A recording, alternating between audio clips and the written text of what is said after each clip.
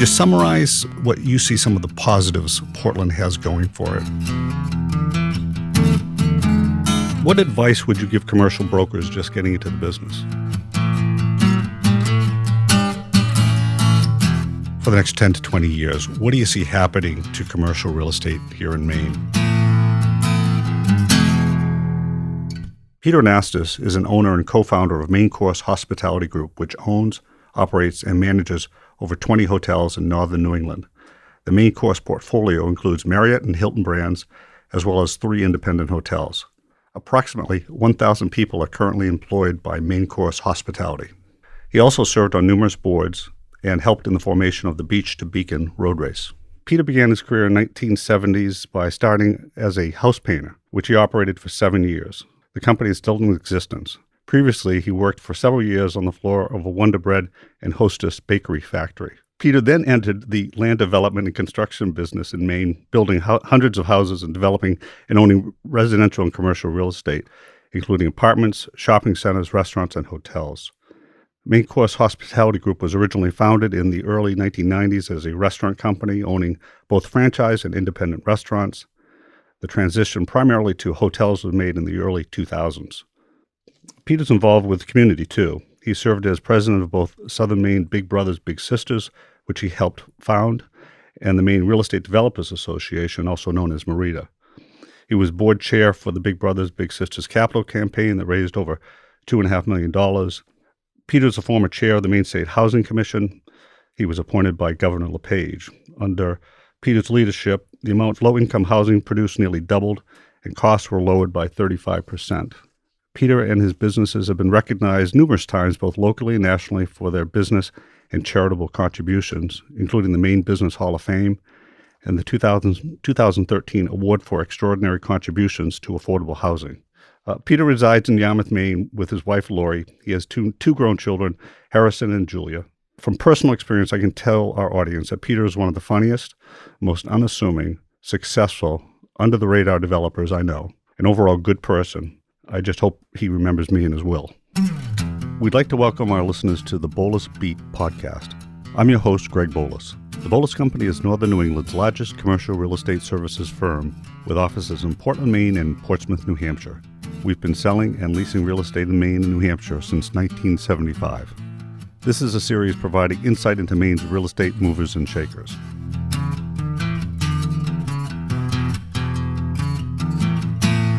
So the college that you attended, Artesia? College of Artesia, Greg. I wasn't familiar with it, so I checked out its Wikipedia page.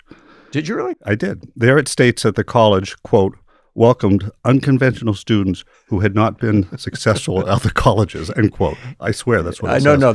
Literally, the president of the college once said to us at some assembly, you know, there's people we didn't admit. And we literally looked at each other and said, did someone not get their furlough? I mean, who could this possibly be? You didn't get the biggest loser. It only lasted 6 years. And were you at another college before? Oh, yeah, another great one. Quinsigamond Community College, or QU as we used to call it. But I was there for a year. I was terrible, Greg, a terrible, terrible student. Yeah, but it's turned out okay for you. Yeah, it turned. I mean, did I ever use my education? Probably not. But I have still some great friends and good times. I love New Mexico. It was great. It was great. Peter, you've been known to play practical jokes. One that comes to mind is when you attempted to steal my car that I left running in front of the Cumberland Farms in Yarmouth. Do you remember that? Actually, I do not remember that, Greg. So I went in to buy a Diet Coke, I believe it was, left the car running, and I came out and I saw you in my car trying to figure out how to put it in reverse to take it out of the parking lot. Seriously? I don't remember this. Yes. Really? And I approached you and I said, that's my car, Peter. And you said, oh, I was just going to put it around the back of the building. I don't remember that. Don't remember that. Peter, you're known to be a shrewd businessman. And I just want to talk a little bit about a situation that you and I had about 20 years ago. I owned a home in Cape Elizabeth on Shore Road.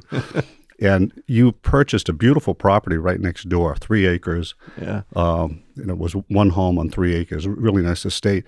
And then I saw you on the golf course one day, and you were driving the drink cart.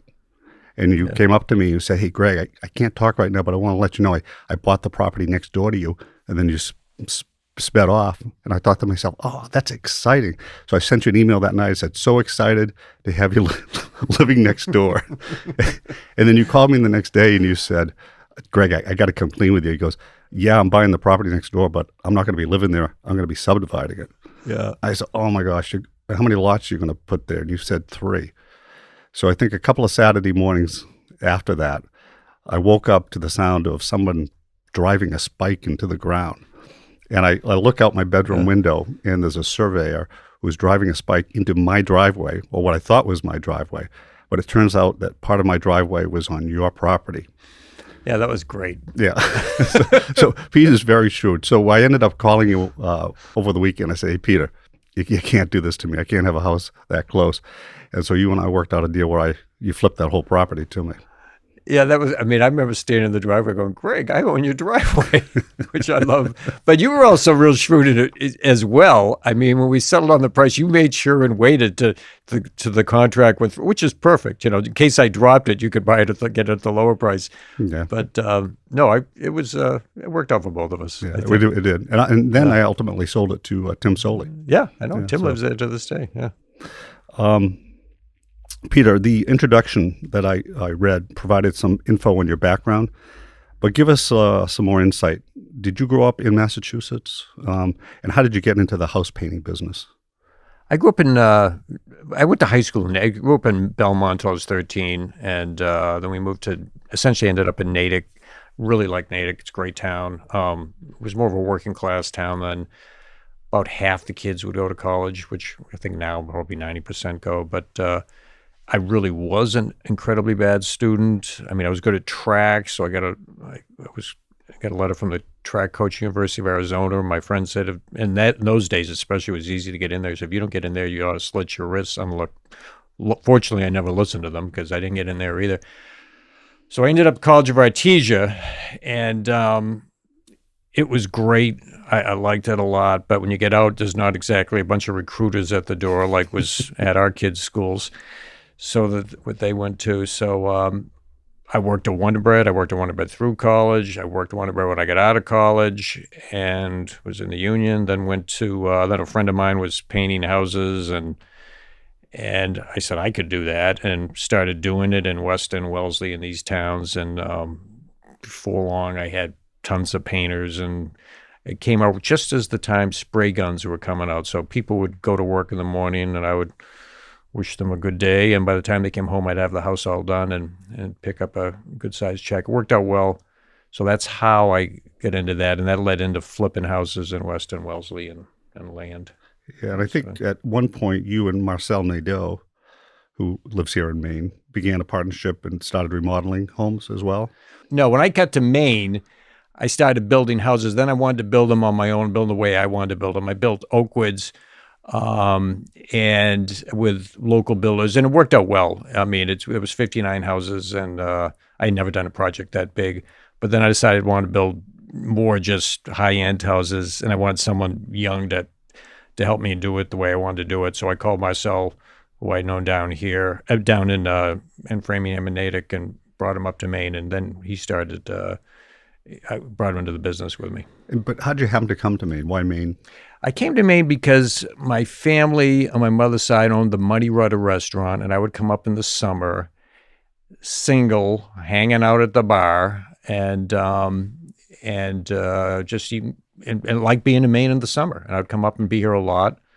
And eventually, I bought a house here, and actually, I met my wife on the floor of the Muddy Rudder, and that was after I owned the Rudder. And of course, I always say if you marry them, then it's not harassment. And that's essentially if you marry her. Nowadays, you don't know. It might be. Yeah, I might still, yeah. One of your first big developments I remember was, I think it was called Princess Point in Yarmouth? Royal Point, excuse me. What's the background on that development? That actually is, Oakwoods was actually the first one I did, and that was 59 lots.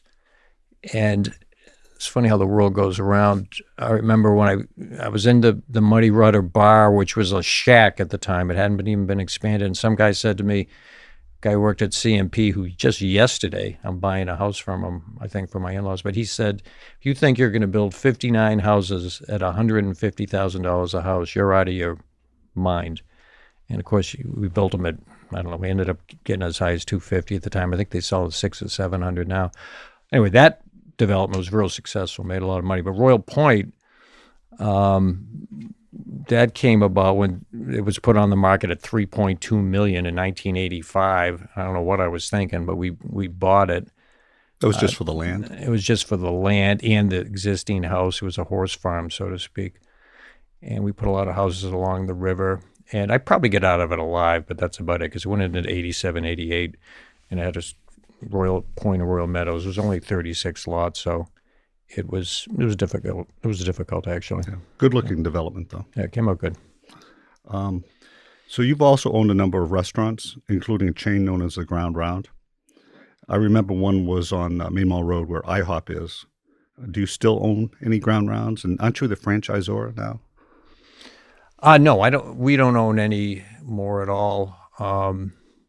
We owned 7 Ground Rounds at one time, and it started out great, but it's basically that's a tough business. And if I spent 17 years owning restaurants, and we had a hotel. If I'd stick with the hotel side, not the restaurant side, I would have been a lot further along. But not that anybody's going to hold a concert or anything for me for charity. But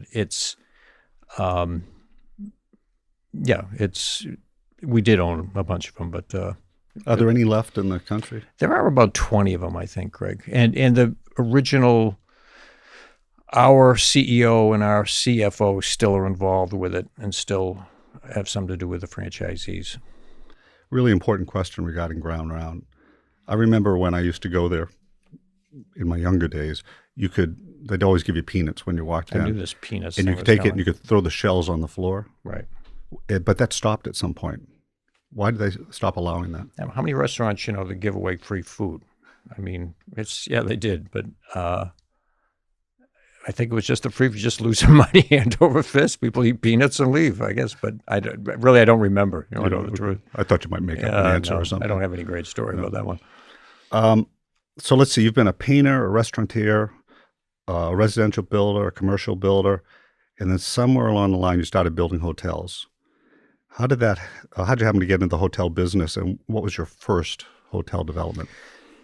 Well, when I came up here, when I was coming up to summers around 86, my uncle owned the Muddy Rudder, and he also owned the Freeport Inn, which was really only 8 to 10 rooms. And he wanted to get in that business. They needed money, and at the time I was flipping houses in Wellesley and Weston, doing fairly well in Massachusetts. So I invested in the Freeport Inn, which was sort of a roadside hotel/motel or something. And it did really well. We ended up splitting the partnership eventually, and I didn't really do anything. When we did that, we ended up we hired a restaurant person to run, because at that time we had 2 Ground Rounds in the Muddy Rudder and the Freeport Inn. I ended up owning those with Paul Lonis, and who was a business partner from Cambridge, also a Wonder Bread guy. A lot of us Wonder Bread guys still know each other. And he, and so that's how we ended up getting the hotel. But we didn't build another hotel until 98 or so, when the Hampton Inn was being built by Jamie LeBlanc and some other people in Freeport. We thought, wow, this is probably a good idea. So we built that then. But it was a very slow process. So you built the one in Freeport with Jamie?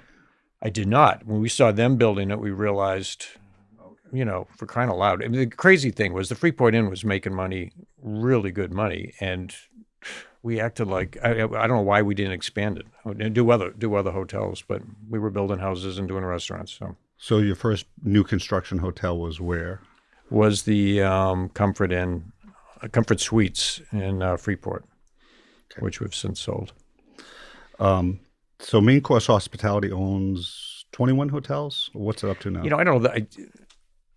Too many to count? No, it isn't too many to count. I don't count them. I didn't look it up, but and we manage some, or we own, a smaller piece of some, and so it gets complicated. But it's about 20, 21, 22 hotels, and actually, I mean, if you count the Cliff House, which we own 25% of, the employees is way over 1,000. I have no idea. Over 1,000. Yeah, it's quite a few. So, it's, as you may remember, I purchased a closed Ground Round restaurant from Yes, you I in do remember that. Greg. Nashua, New Hampshire. Yes, I do remember. And you also bought a Ground Round. You bought the land next to me at the Ground Round in South Portland. On Maine Road, yes. Yeah, you were always the go-to person when I needed sap to buy something. Yeah, go ahead.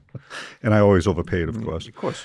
But going back to the one in Nashua, New Hampshire, I partnered with Kevin Mahaney and turned that into a Hampton Inn, new construction. I always wondered why you didn't do that development yourself. And you do know that is now worth about $1 billion, that particular hotel. If I, if I was going to list all the things I should have done, Greg, I would have had to start earlier in the week. And I know it's only Tuesday. It's Wednesday. But, it is Wednesday. No, you're right. That's, but at the time, $2 million was around $2 million for the site. It was, yeah. That was a lot for a site, and I guess we had bad history on that corner with the Ground Round. But it was more that we were paying.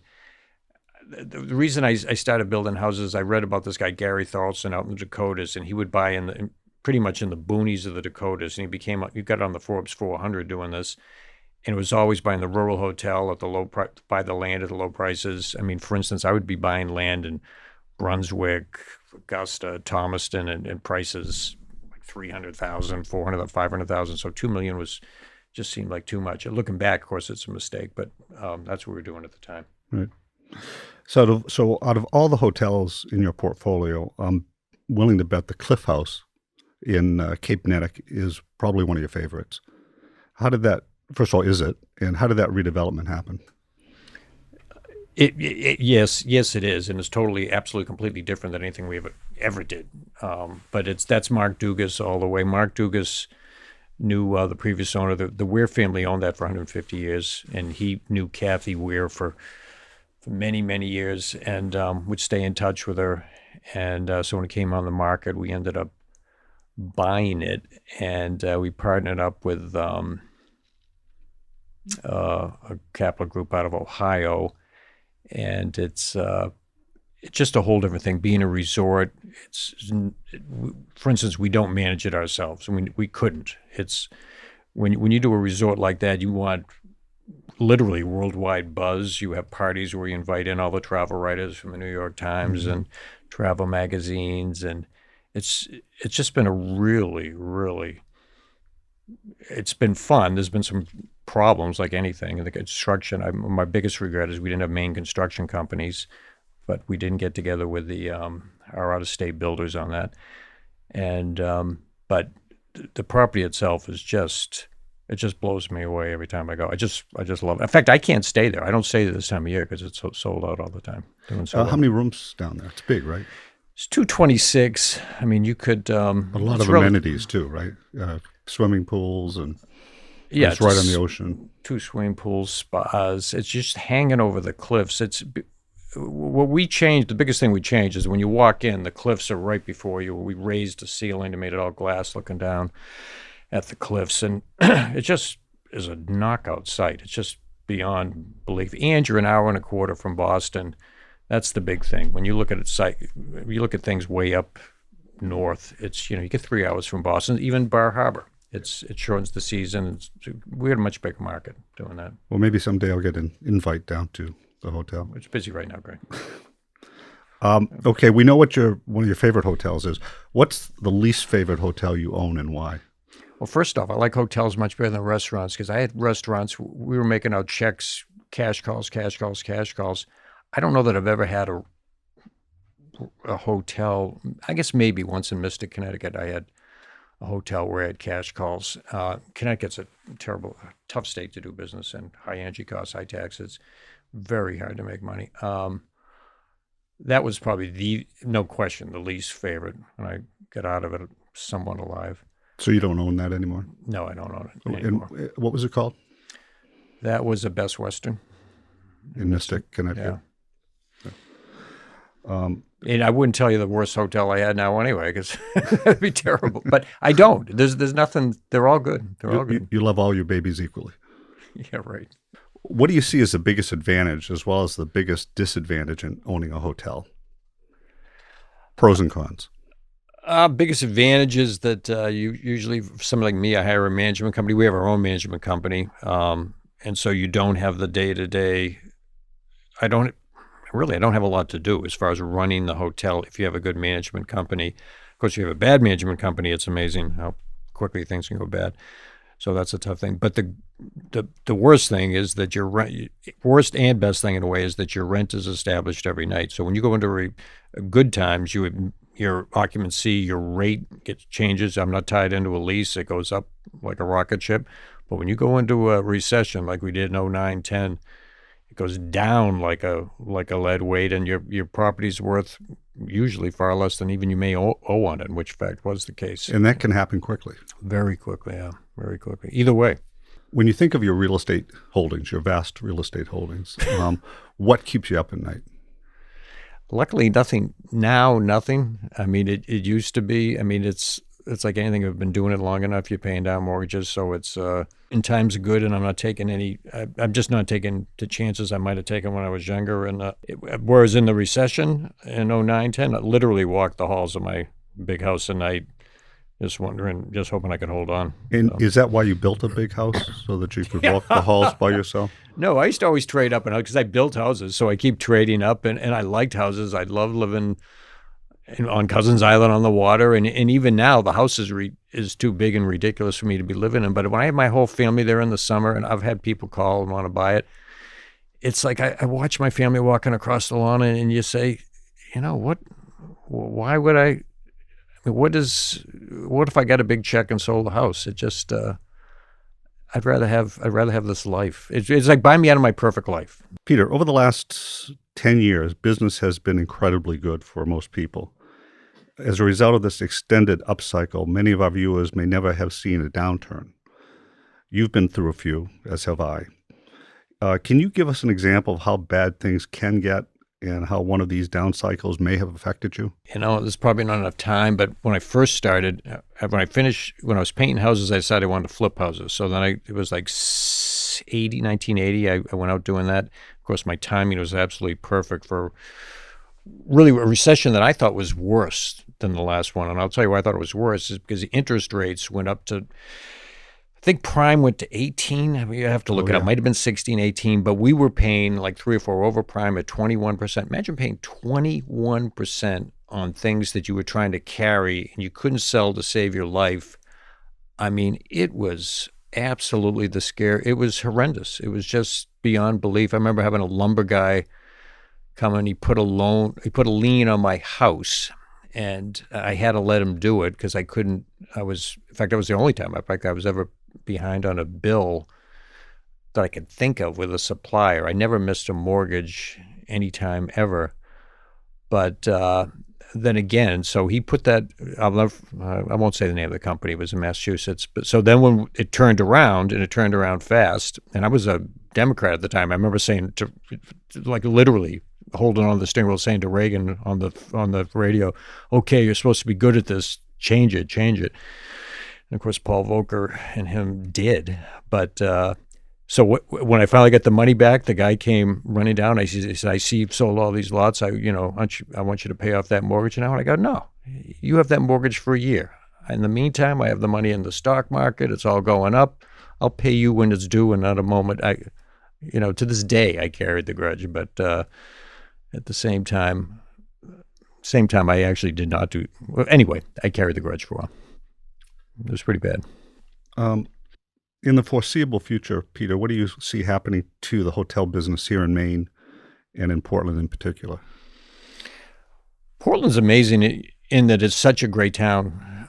But one thing you learn is that you never, watching like Louis Raukheiser, because they're in the early 80s, we had a show Wall Street Week, and I saw them, and they tell you all this, and I said, oh my God, this is great. I'll buy everything they say.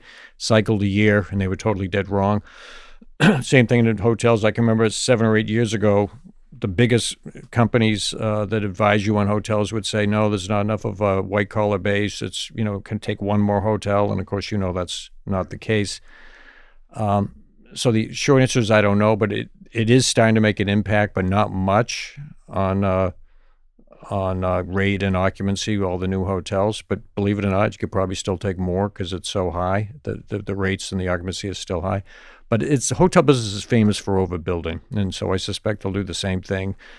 And right now, frankly, unless I have a really good deal, And there are some we're looking at, but I'm not going to build a new one unless I know it's. I hate to build a hotel and have the thing worth a 6 or 7 cap when I start. I mean, you want to have. It's like your brother once said to me. Your brother said a lot of things to me actually that I've always remembered. He said you make your money when you buy it, and there's a lot of truth to that. Yeah, I think Portland's got 3 or 4 more hotels in the works. Yeah, they do. So it'd be interesting to see what happens. Do you see a hotel bubble for Greater Portland with all the hotels that are going up, or there'll be I can't imagine a time when there's not a recession, but so that there will be a bubble, therefore, and the people, like Warren Buffett says, when the tide goes out, we'll see who doesn't have a bathing suit on. In other words, has too much debt, but you never know. I just make sure like I don't have too much debt. That's all you can do. What advice would you give to somebody who's thinking of getting into the commercial real estate development business in general? I think it's a great business. I always said it was a way an ordinary person can make a really good living. I used to say get rich, but that's all comparative now compared to like high tech and what I see, young people can do today. But when I was painting houses, I asked this real successful guy, "What's the secret?" And he said, "Save your money." I said, "Save your money? That's it?" But in a way, it is just save your money and get the down payment, and then try not to have too much debt, and be smart. And the other thing I used to do people bring you deals now, Greg, and you may see this. They'll bring me this deal, and they'll think it's the greatest thing in the world, and they'll show you putting in, borrowing and investing $20 million, and then after 2 or 3 years of selling, it makes a 10-15% profit. You're going like, well, what if you're little off, or what if the market goes down just 10%? We used to I always mark things up, but when I painted houses, I used to, it cost me $1,000 to paint it, I'd charge $2,000 because stuff would always go wrong. It always had to have a ton of cushion. And I guess, the biggest advice is you really got to know your costs, and then make sure you have enough markup. It's like retail. I mean, Eddie Manganiello at Olympia would tell me, I forget what it was double or something, but you need room. Sometimes the best deal you do is the one you don't. That's absolutely true. Absolutely true. Hey, Pete, looking into your crystal ball, which I know you have. Oh, yeah. For the next 10, 20 years, what do you see happening to commercial real estate in Maine and Portland in particular? Greg, I really don't know, but I think Portland is for real. It took me a while to believe it. I mean, as I look at hotels, my biggest, as you know, as you really know, you had under contract with me Tim Soley's Hyatt site. I believe I had the Reef site under contract at one time. I was in on the Hampton deal. The Hampton Inn deal I don't mind dropping out of because that was a recession. I was scared to death, and if we had one more year of that and I was trying to build that, I would have been in big trouble. But the other ones, I didn't know. I mean, I didn't know how to do parking. I didn't believe that Portland would be that good. And I think Portland is for real, but the rest of the state, I just don't. You don't know. You never really know. There's really 2 Maines. There really are. And I remember Joe. The other thing, your father. Tell him that. He does look like my father. He does. Let's be honest. He's much more. But he is my brother. He's much older than you. He said to someone in Boston, "How come you guys never do anything in Maine?" And they said, "Well, why play in the rough when we can play in the fairway?" And I guess there's some truth to that, except for Portland. And then the thing about the hotels in Portland too is we get big city rates, and we don't have unions and other costs that are associated with cities. Of course, by saying that, I hope maybe they'll come into town. I don't know, but it's a great town, but they can kill the golden goose too. Local government can do that. Oh, absolutely. Yeah. Peter, there's a lot of brokers who are going to be watching this video podcast. Oh, I'm sure. I know you've worked with both residential and commercial brokers from many different agencies over the years. From your perspective, what are some of the positive attributes you like to see in commercial real estate brokers, as well as some of the negatives? I mean, as a customer, what do good brokers do that you see what do bad brokers do that you see, so that brokers can get some direction. Oh, you put this on a tee for me, Greg, since you were my broker. But no, it's all business. It's for instance. I mean, I'll say this even though here I am talking to you, but the reason I use you as a broker is you call me back right away. That you have a show and I get a little note right away. This is what we're doing. It is amazing how, especially when I did residential, it was, but same thing with commercial. People don't call you back. They don't.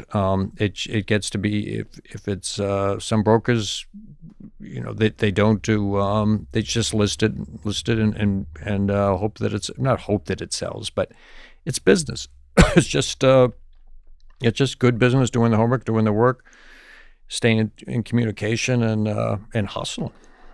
And some of the brokers who aren't good on communications, you generally do hear from them when the listing's up or up for renewal. Is that true? Yeah, that's true, Greg. Yeah, that's absolutely true. Actually, but frankly, I don't think I've listed.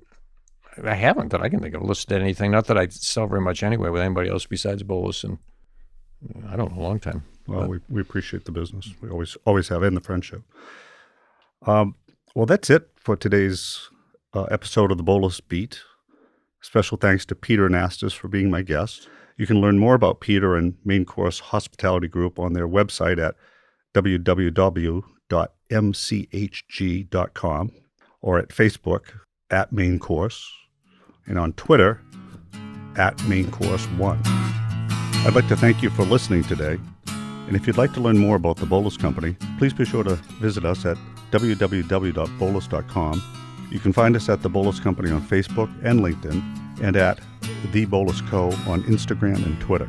And lastly, if you want to know the secret to owning real estate, it's pretty simple.